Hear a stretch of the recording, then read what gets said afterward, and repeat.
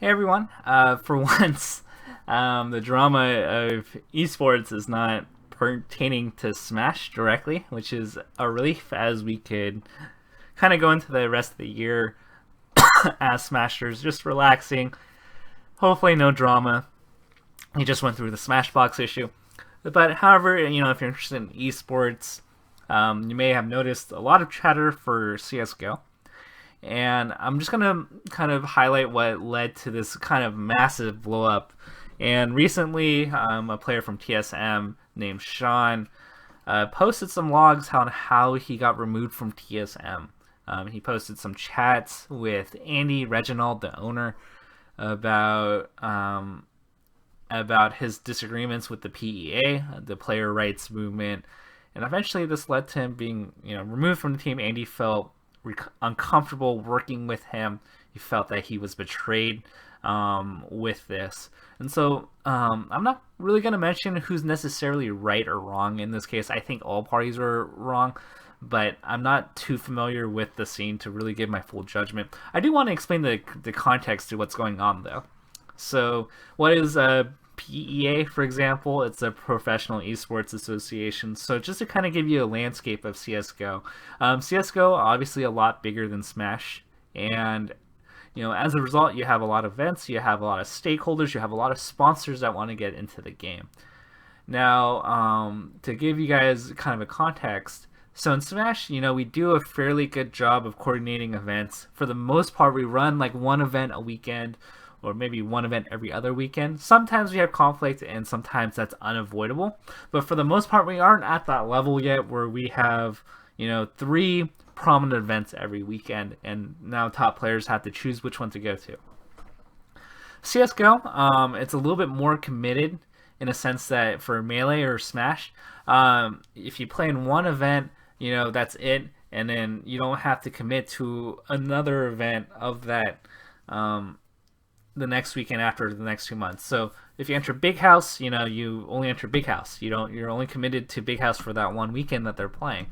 For CSGO, they run leagues, so they run competitions, they run tournaments that extend far beyond the weekend. Some of them last a lot longer than a weekend. So maybe they last like 1 to 2 months, maybe they go a little bit shorter than that, maybe they go longer. Where the teams play each other once each, and the games are a lot longer, and so you have it stretched out. Now, and that's fine. That model would be fine, if you had them spaced out like how Smash is currently. Now, with how big CS:GO has gone, many organizations want to get into the game. The viewership is good, and that's perfectly fine. But now you have this question. Well, now, if I have 3 leagues to choose from as my team, which one should I participate in? Which one's going to give me the most bang for my buck? Smashers probably do something similar on their own right. They go like, okay, what's the largest prize pot? Is it close to me? Who else is going to be there? If they're going to have to make a decision here. Now, in CSGO, you kind of run into these issues because let's say only some of the top North American teams enter one league and some of them go through the other, then the appeal of that tournament series is not going to be as good. And what I mean is this. So to give you a Smashers comparison, let's say there are like 3 good tournaments every weekend, but for whatever reason, no tournament's able to commit all the top players there. So one tournament has like Leffen and Hungrybox, the other one has like Mango and PPMD, Craigasm. And like the other one has like Armada, and the other one has like, I don't know, Axe and Westballs. As you can see, when you have everything so split, as an event organizer, your viewership isn't going to be as good as opposed to, let's say you run a really good event that has all the top players. And so I think, looking at the broad macro scale of this, a lot of the organizers and a lot of the teams, owners like Jack, Reginald, realized, hey, like if we split our efforts up, we're going to have issues with viewership, and we're not going to be able to get some sponsors. But however, if we form a unified PEA, then we sell a year-long commitment to prominent sponsors that want to invest into their scene. Hey, we have the 7 best teams of North America. They're committed to all these events. So you're going to have this entire package deal. And the hopes of that package deal, from my understanding, is that you can increase the pie for tournament events, you increase the prize pots, and in turn, you add revenue sharing with the players. So players, are part of the league. They get money based on the profitability of it.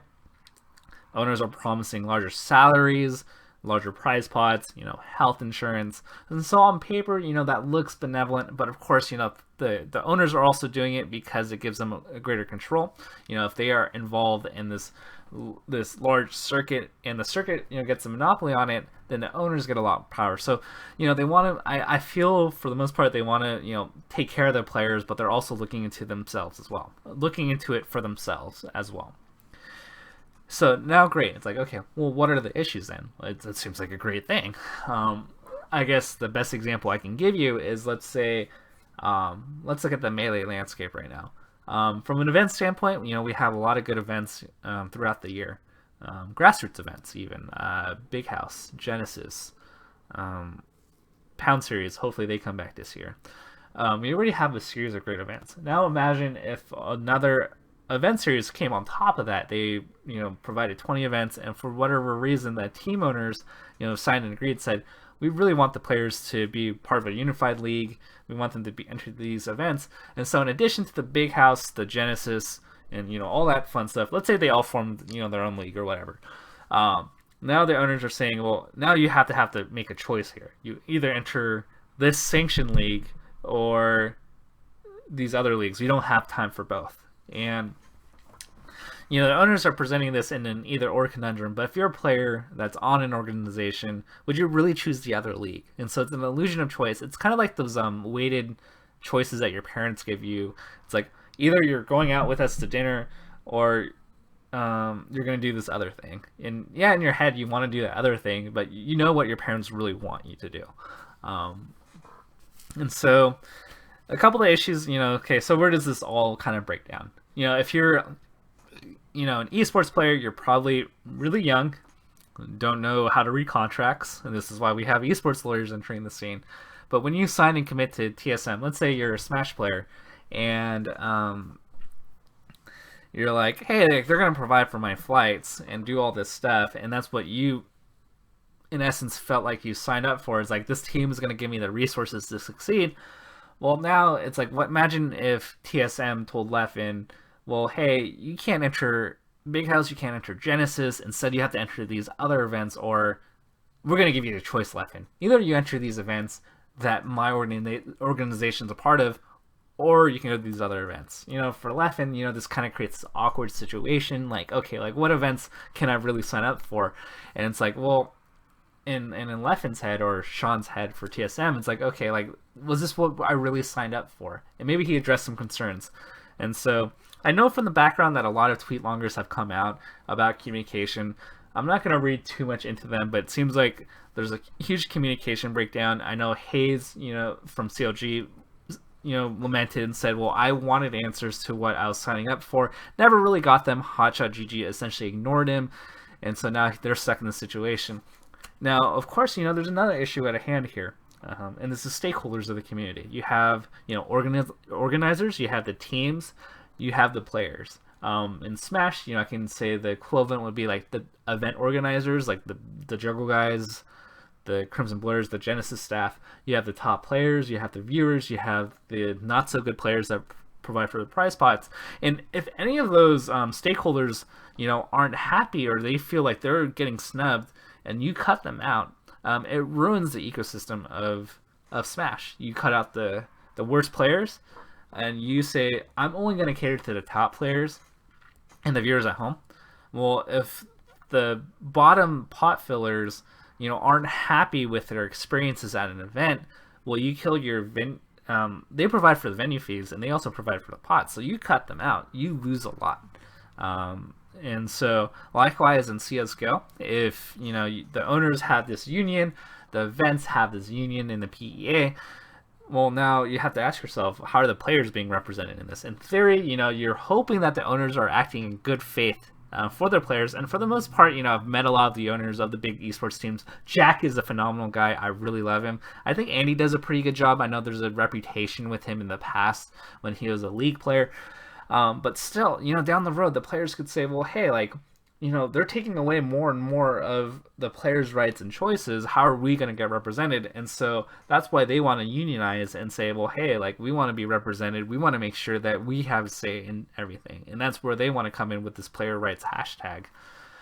So down the road, that might happen in Smash too. Going back, to the PEA, there's a competition of events. So there's like the PEA events versus the EPL events, and the owners are saying, well, yeah, you can technically choose. We're not forcing you into anything, but you all know that you really don't have that much of a choice at the end of the day.